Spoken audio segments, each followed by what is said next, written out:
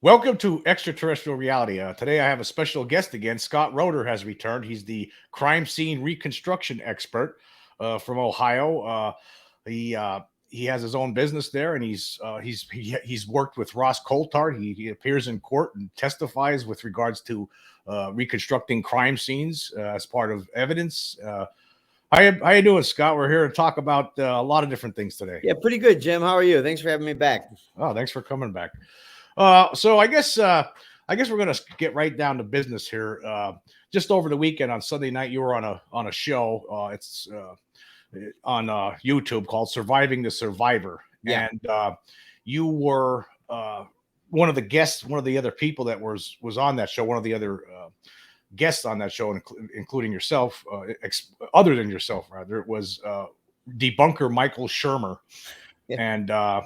And he basically doesn't believe anything with regard to the obviously to the Vegas alien or anything else. This guy's been debunking this whole phenomenon for He's over 30 something. years. Yeah, he's something else. And you actually today, and I'm going to let people know, Scott has made it. He has his own podcast and YouTube channel, and he's uploaded a video where he addresses this on. And I will leave the links. You'll find the links in the description below where he talks about this. And his Spotify podcast is called Crime Scene Time Machine, and he has a new episode on there with regard to what happened with Michael Shermer. It's called "What is a Professional Skeptic?" And you can also find he has a video version that you'll find on YouTube, and the link will be included there. That's for his YouTube channel, The Evidence Room, for the same episode, except that one has video. So I'll leave the links for both of those where you talk about this and your thoughts in those. Yep.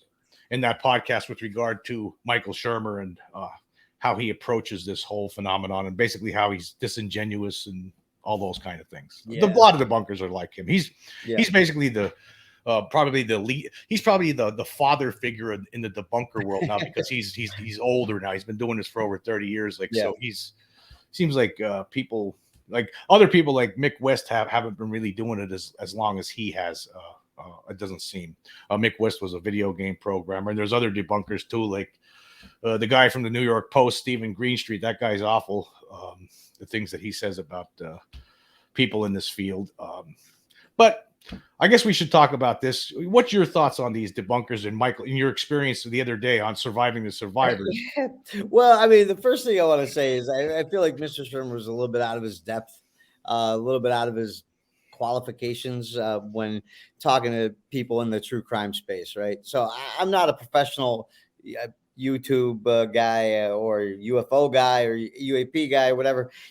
Listen, I got into it because of just a general consumer interest, right? And then I was a big fan of your show. I was following the Las Vegas alien encounter show situation, and then I broke down that one video for you on a previous episode, right? And so I shared that with my friends over at Surviving the Survivor. I've been on that show, I don't know, dozens of times. Matter of fact, I have a 1 hour special coming out where I talk for an hour about the Oscar Pistorius case, and anyway, so I'm very familiar with those guys, great people, all that. And so they wanted to do an episode on UFOs, particularly the alleged alien encounter in Las Vegas.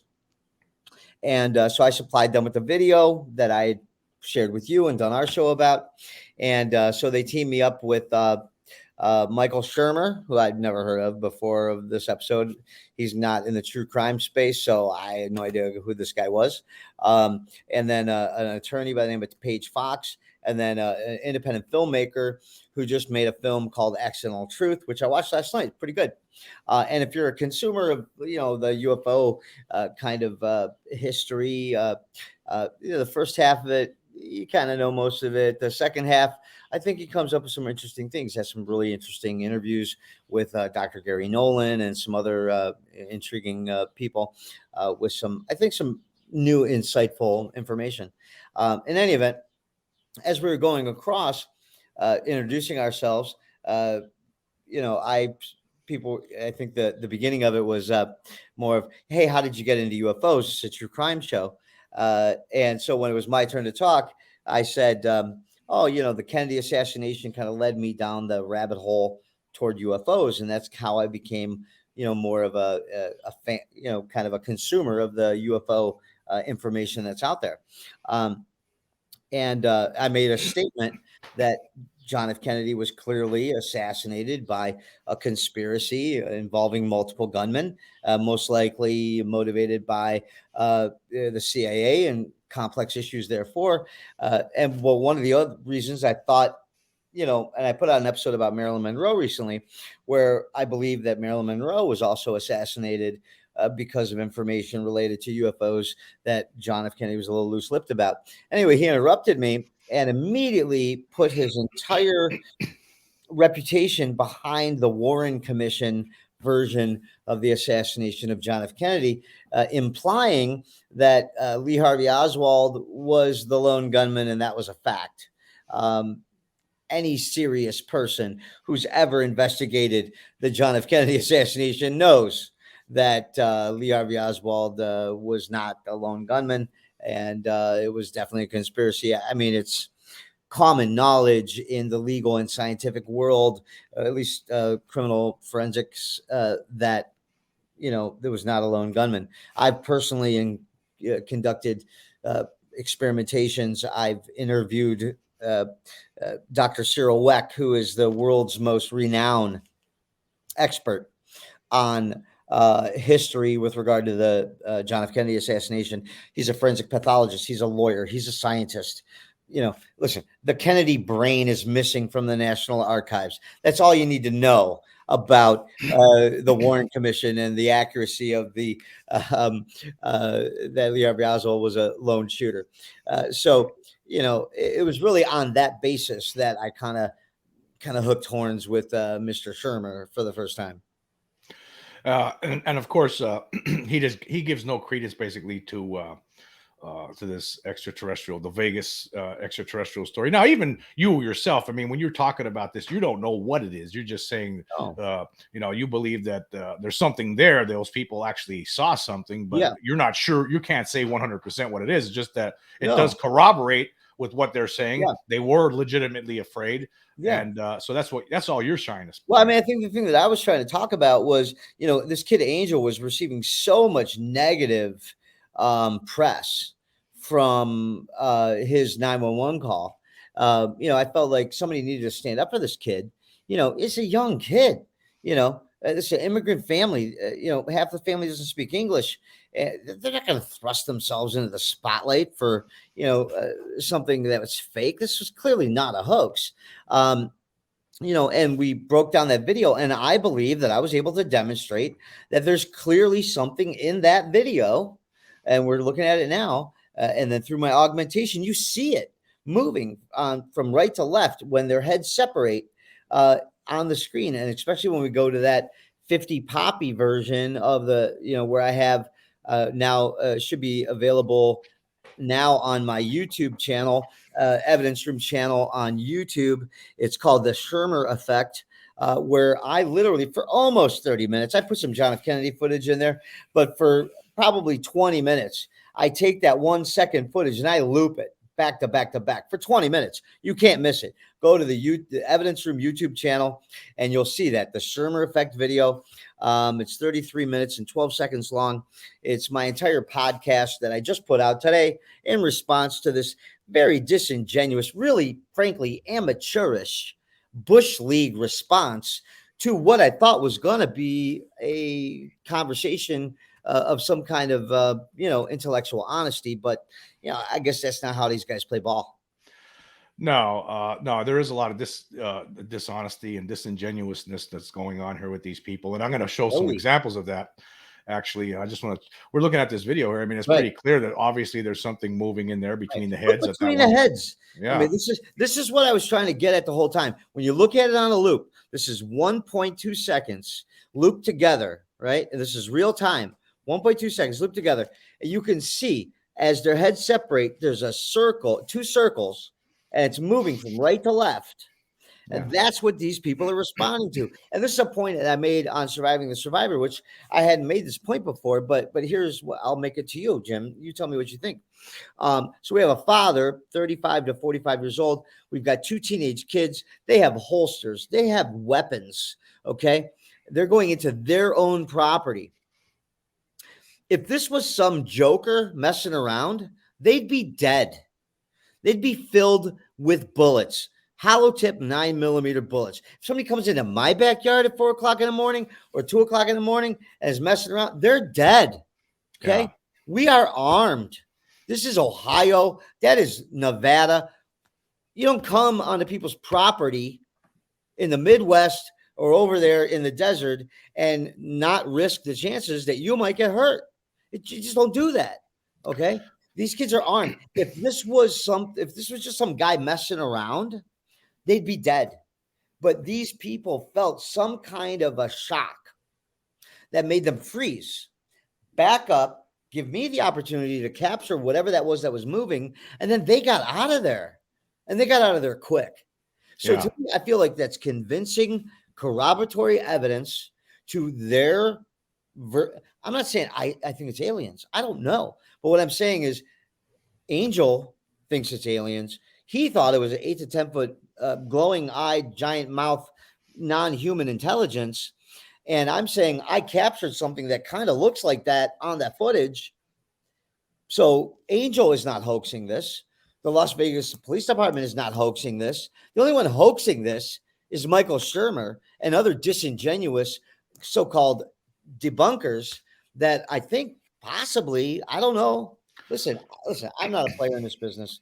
I know what I know. I can make pancakes. I can reconstruct murders.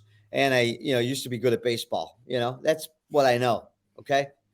I'm not into this world, but what I can tell you is very disingenuous, very dishonest, deliberate, intentional misdirection, misinformation, and potentially character assassination that this guy is planning to engage in.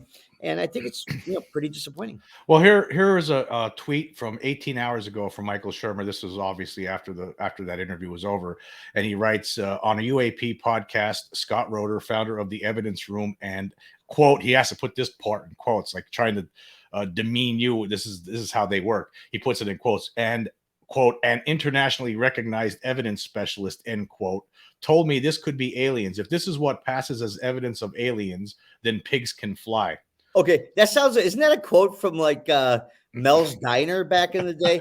So let me recapitulate a response to Michael Shermer. Hey, kiss my grits, bro. Kiss my grits. Well, then it gets funnier though. So, what are you in 12th grade, Shermer? Well, not only that, but then he puts out another tweet and he says, this is the Las Vegas, quote, alien, end quote, sighting late April 2023, reported the same week as the David Grush UFO whistleblower story. Reuters reports it's fake. And he has a quote here from Reuters saying, the visuals in this video have been created digitally, and the audio comes from a news report about aliens. And then when you click on this link, right, it takes you to a different video. It takes you to a different. It takes you to some video that's has nothing to do with what we're talking about here. It was a totally different, totally obviously CGI alien right. that somebody put out. HD full version of clearly an animated alien, that somebody made some long, I don't know what it was part of. But I think you and I even talked about it. You asked me, what do you think about that? I'm like, that's bullshit. We're not going to talk about that. Right. Yeah. But yet he is, and I even talked about that on Surviving the Survivor. I'm like, listen, there is campaigns to conflate clearly bullshit. Excuse me, I apologize. That's all with right. Things that are legitimate. And that's exactly what he did. I even called him on the phone. I'm like, you're a disingenuous blank. Give me a call. Love you. Bye. Come on. Yeah, so he does that. And then he was actually, during that program that you're on Sunday, there was something else that he was talking about the Grush stuff, and I'm going to just play a comment that he said during that show, which I found was it actually is very revealing in a way. And I'm just gonna play this comment. I'm trying not to smile. I had dental surgery yesterday, and I'm so swollen. Okay, well here's what he was saying. Okay. even the Grush story and Marco Rubio and Michael Schellenberger, I have no doubt that they're telling the truth, that the people, they really did talk to these people. And these people really did say, boy, I saw something, or I touched something that was really unusual, off-world technology I've never seen. That's entirely possible, and it still be terrestrial. It could be an experimental aircraft of some kind. It could be composite materials that DARPA is working with. You know, DARPA is doing stuff that's decades ahead of any kind of normal science and technology. Michael, explain DARPA. Okay, I'm just going to stop there. That's the part. I just wanted to By get the way, that he part didn't out. know what DARPA stood for. Well, Well, that's beside the point here with what we're talking about right now, because he said, you heard what he said there. He said that, well, Grush really talked to these people, right? And blah, blah, blah. And but it could turn out that it's terrestrial, but he gave Grush some credit. Like he believed him, right? But that doesn't jibe with what he just said a few days earlier. And I'm going to present this. There was a tweet that he put out on Twitter. And this was on, let's see, I think it was, might have been, let me see this. Just recently. This was on June 11th. Oh, yeah. Okay. He says here, in my opinion, after 30 years of studying pseudoscience, cults, cons, and conspiracies, I would have to rank David Grush in the top 10 of all-time BSers. This was a master class in bunkum, blather, and codswallop. If you hang your UFO hat on this guy, you're going to be disappointed. So, I mean, come on. Come on. What a maroon. Can I do a Bugs Bunny? What a maroon. Yeah. Well, I mean, there you go. I mean, he said then he said something different on that podcast. I mean, that was two different things he's saying. Listen, I presented him with my process of how I analyze the video, what video I analyzed, so on and so forth. And then the host, Joel Walderman, said, Mr. Shermer, please comment on Mr. Roeder's process. What do you think about it? He's like, it's perfect. It's a great process. I have no problem with it. It could be aliens. It could be a guy in a mask. That was an exact quote. Go back, everybody. Look at that show. This guy's so disingenuous. You know, it makes me just kind of giggle a little bit because, you know, listen, I know serious people about serious matters, you know, and for this guy to be taken seriously about subject matters that he doesn't have any idea about. No. He's just regurgitating some script somebody's given him. You know, I don't know. We were talking before we started the show here, we were on the phone and we were talking a little bit about skeptics.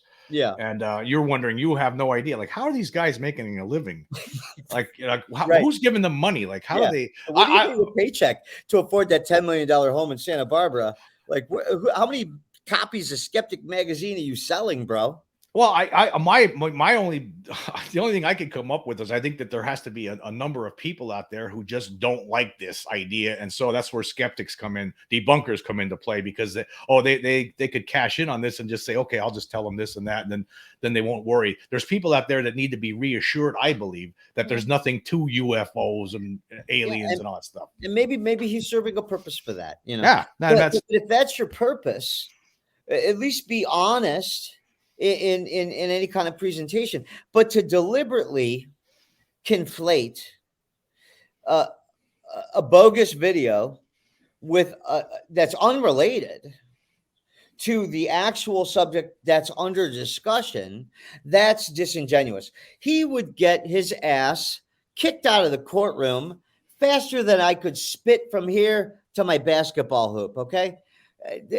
This guy has zero credibility, if you ask me. He's a professional, you know, truth debunker. I don't know what he is. I can't tell you. Maybe he's a good guy. I don't know. I don't know the guy. Well, it seems like he has other, when you hear him talking about other issues, like, I don't see, like, you know, sometimes there might be things you disagree with, or maybe there's some things you disagree with, but but when it comes to this subject, it seems like him, along with a lot of other people, they actually end up resorting eventually, no matter what. It always seems that there always ends in character assassination. That's where that's it. Finally, once they have nothing or they get upset, or they have nowhere else to go, then they'll start attacking the character. For instance, like Shermer, I just talked about in a recent podcast where he was talking about Whitley Strieber. Oh, well, Whitley Strieber, he was a fiction writer writing horror stories and ghost stories, and then now he's writing about his alien abduction, and we're supposed to believe him. He didn't say it in those words, but that's what he was doing. Yeah, it's basically a version of character assassination. He's a drive-by artist.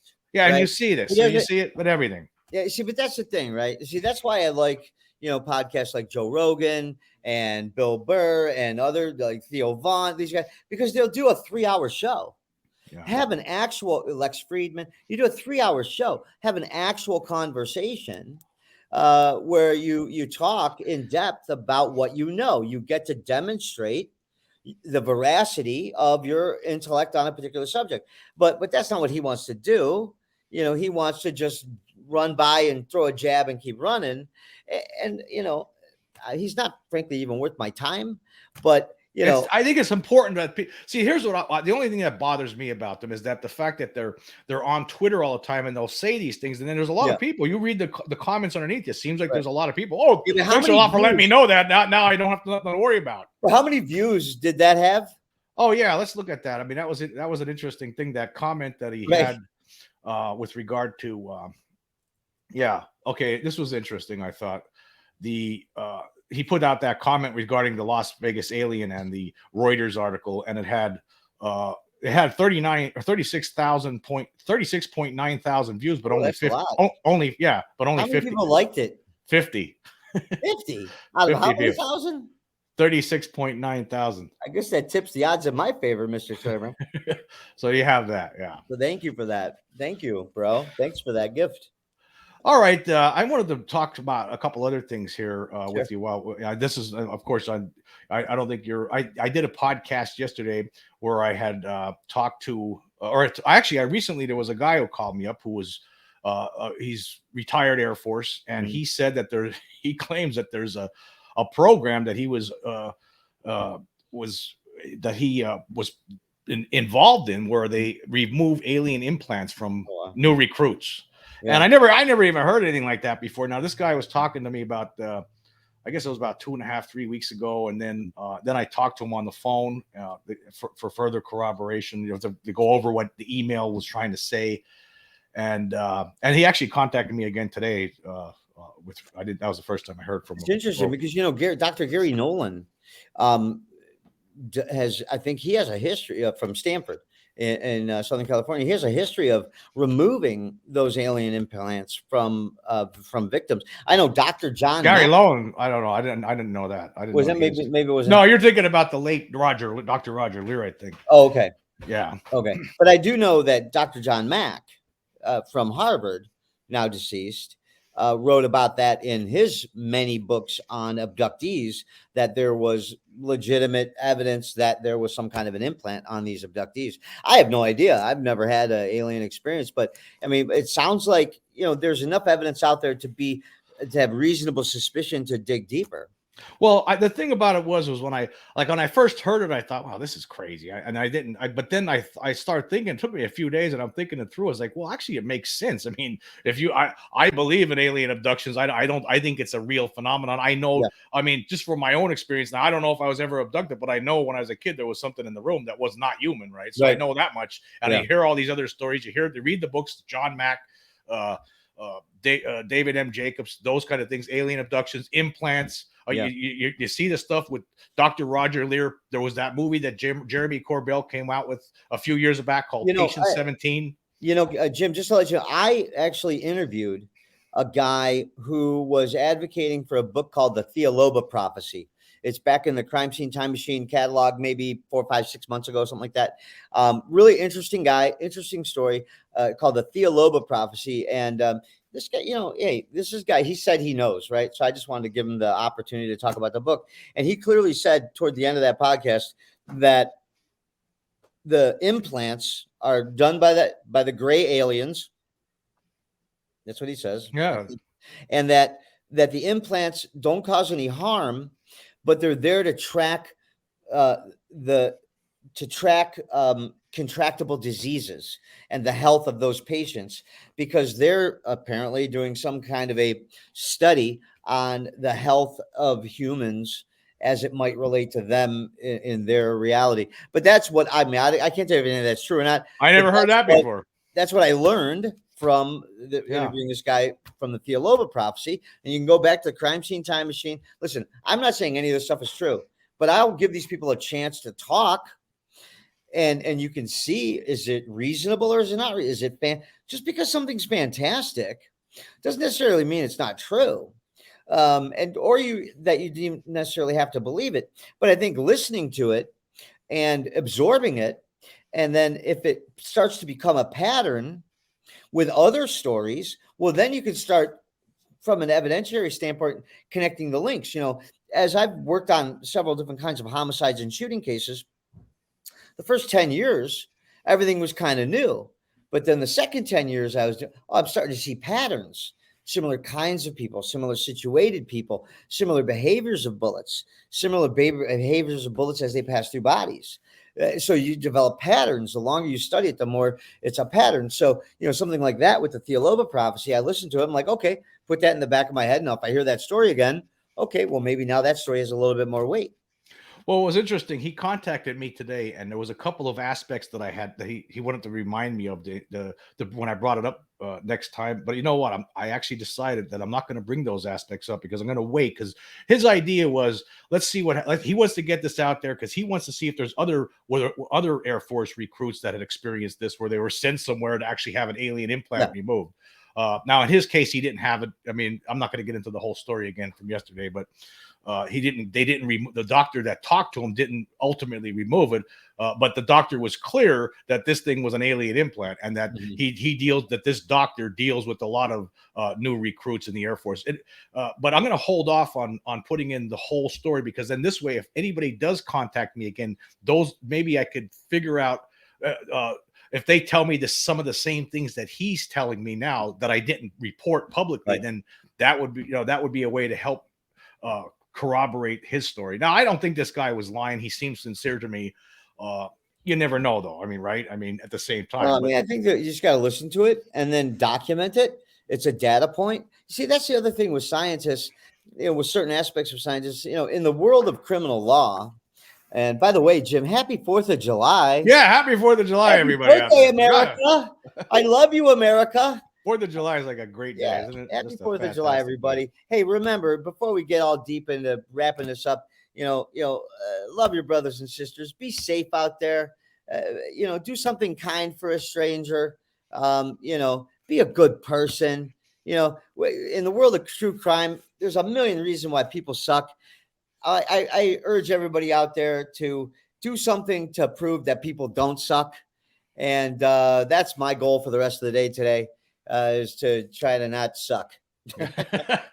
Well, yeah, we'll wrap it up here with. I'm just gonna pull up. I did a poll on Spotify yesterday with regard to this story. Now, again, I just want to point out, I think that to me it sounds like it makes sense to me. Like I never thought of it before, but it would make sense to me that the Air Force would have such a program, because you don't want, say these things can control you, these little implants somehow, and you have somebody flying around in a fighter jet. That might not be a good idea as far as the Air Force is concerned. So, but I did run a poll, and I asked this question: does an Air Force alien implant removal program sound plausible to you? Only 41 people responded so far, but there's still 30 days left, and 25 or 61% say yes, and 16 or 39% say no. What do you think? Does it sound plausible to you?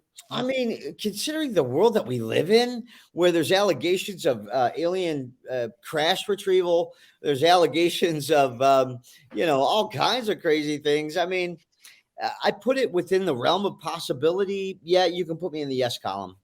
Yeah, I put it plausible too. After thinking about it, it does seem like plausible. I even pointed out yesterday, I was like, even if this guy was just making it up, and I never thought about it before, but you would think that they would have to have something like that. I mean, once you accept the reality that it's real, that they're here, there's something here, then of course there's other aspects of this that you probably never would think of until you hear something like this. I don't know. Yeah, but it sounds realistic and plausible to me. Yeah. It does. Yeah.